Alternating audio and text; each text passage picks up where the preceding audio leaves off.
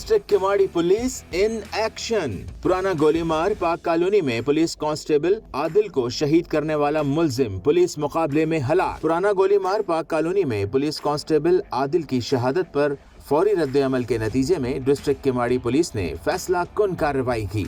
IG Sindh Rifat Mukhtar के खुसूसी अहकामात पर कार्रवाई करते हुए एसएसपी किमाड़ी की सरबराही में पुलिस टीम 24 अगस्त को पुलिस कांस्टेबल के कत्ल के मुलजिम को तकनीकी जराये के जरिए ट्रेस करके गिरफ्तार करने के लिए जहानाबाद पहुंची तो पुलिस के पहुंचने पर मुलजिमान ने फायरिंग शुरू कर दी और फरार होने की कोशिश की।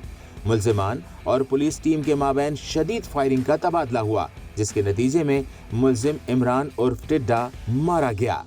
इब्तदाई मालूमात के मुताबिक हलाक मुलजिम का ताल्लुक रियासत जदगाल नामी गैंग वॉर मंशियात गिरोह से है। हलाक मुलजिम के साथियों की तलाश के लिए सर्च ऑपरेशन जारी है।